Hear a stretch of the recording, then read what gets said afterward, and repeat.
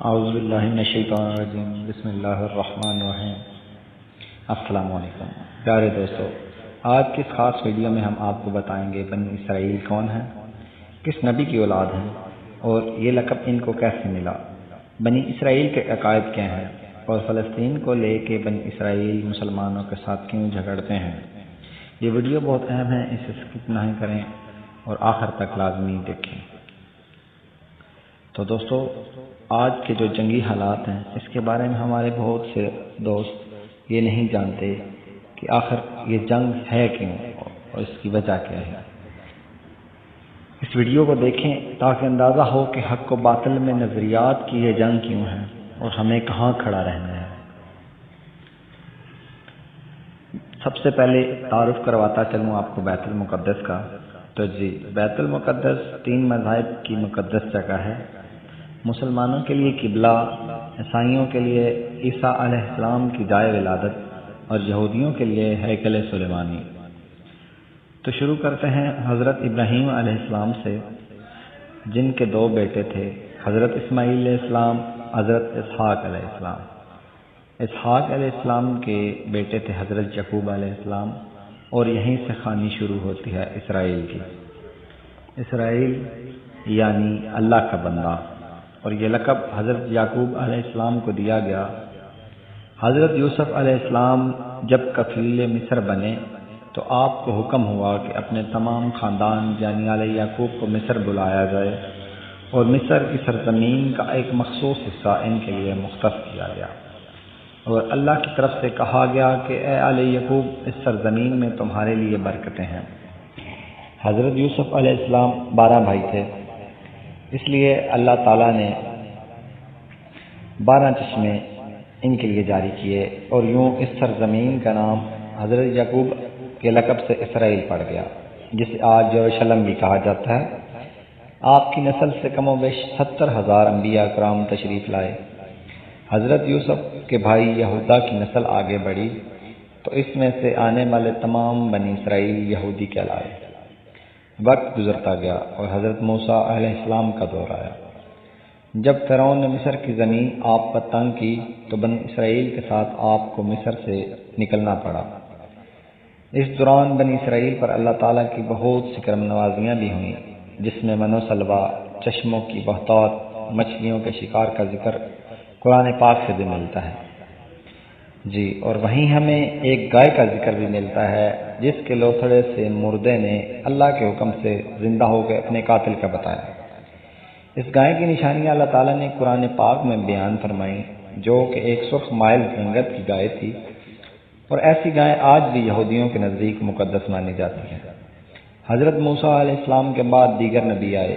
اس دوران حضرت موسیٰ علیہ السلام اور ان کی دور کی کچھ باقیات، تورات، من و سلوہ کا کچھ حصہ بنی اسرائیل نے ایک صندوق میں محفوظ کر لیا۔ یہ اللہ کی طرف سے حضرت آدم کے پاس رہا، جسے قرآن میں تابوت سکینہ کے نام سے پکارا گیا، اور یہ یہودیوں کو اپنی جان سے زیادہ عزیز ہے۔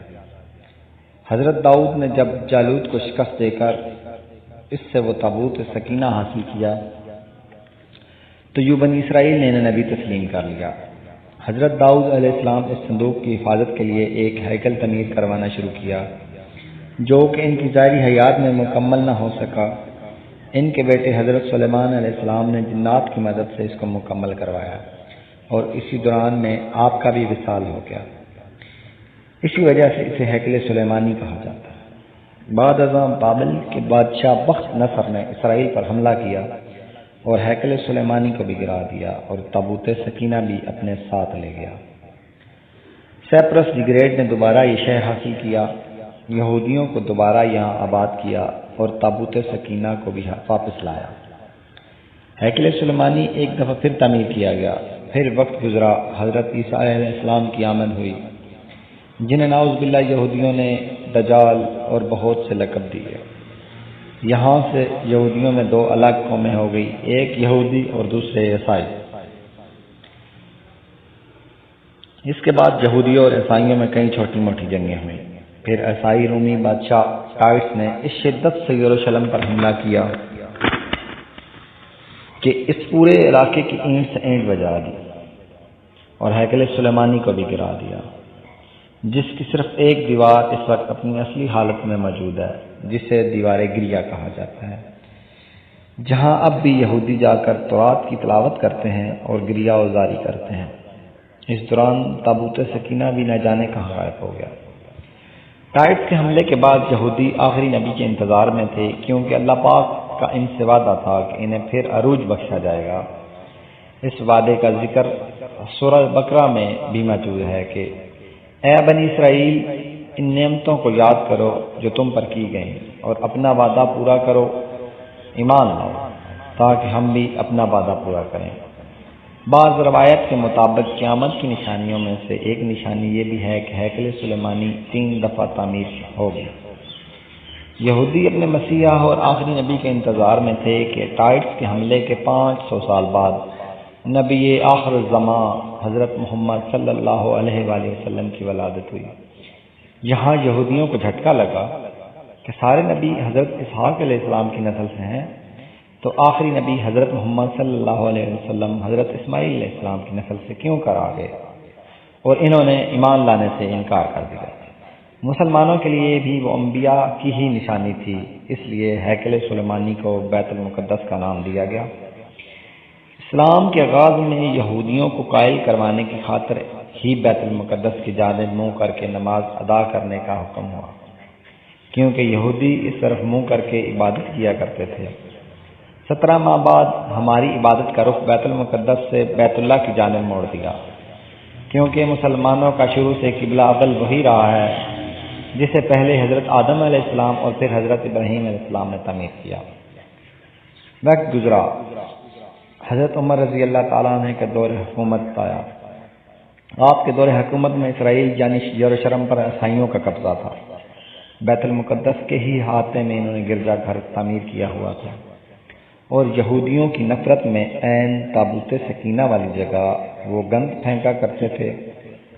یروشلم کی فتح کے وقت جب حضرت عمر رضی اللہ تعالیٰ عنہ وہاں گئے تو عیسائیوں پر برہم ہو گئے۔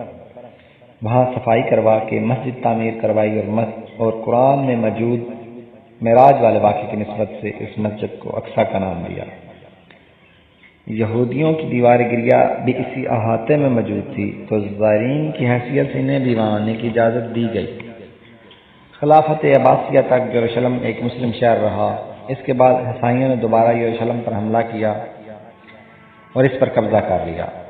صلاح الدین ایوبی نے عیسائیوں کے خلاف 50 سے زائد جنگیں کر کے بیت المقدس دوبارہ حاصل کیا، اور پھر 700 سال تک یہ خلافت عثمانیہ کے زیر سلطنت رہا۔ یہودیوں کی بھی دیوار گریا تک اپنے مذہبی اقدامات کی آزادی رہی، اور یہودی آہستہ آہستہ پھر یروشلم میں آباد ہونا شروع ہوا۔ اس دور میں کئی بار انہوں نے خلافت عثمانیہ کو سلطنت کر پیسوں کے عوض یروشلم انہیں سونپنے کا لالچ دیا، لیکن ناکام رہے۔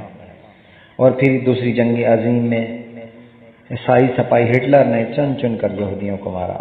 تقریباً 60 لاکھ کے قریب یہودیوں کا قتل عام کیا گیا، اور یہ در بدر بھاگنے پر مجبور ہو گئے۔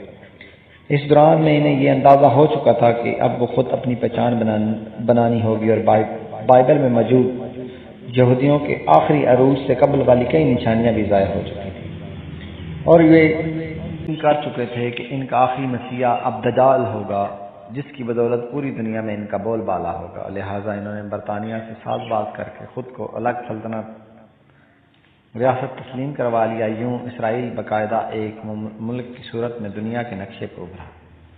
پھر آہستہ آہستہ انہوں نے فلسطین اور دیگر مصری علاقوں پہ قبضہ کر لیا۔ عرب ممالک اسرائیل کے خلاف جنگ پر آئے، لیکن اس وقت تک یہ خود کو اتنا مضبوط کر چکے تھے، عرب ممالک کو ایک چھوٹے سے ملک سے منہ کی کھانی پڑی۔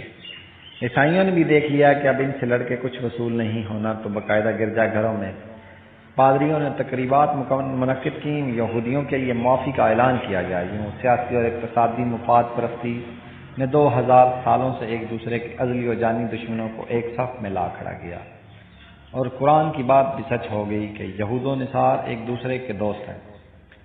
یہودیوں کے عقائد کے مطابق وہ ہیکل سلیمانی کی حفاظت نہ کر پائے تو خود کو قصوروار کہتے ہیں، خود کو سزا دینے کے لیے زنجیروں اور چمڑے سے پیٹتے ہیں، اور دیوار گریا کے پاس آزاری کرتے ہیں۔ وہ ایمان رکھتے ہیں کہ تیسری بار انہیں پوری دنیا پر حکمرانی حاصل ہوگی، اس لیے انہیں مسجد اقصی کو گرانا ہوگا، جس کی تیاری وہ اپنے گمان میں تو کر چکے ہیں، مگر رب کی خفیہ تدبیر کیا کرتی ہے، یہ منظر دیکھنے والوں کے لیے دیکھنے والا ہوگا۔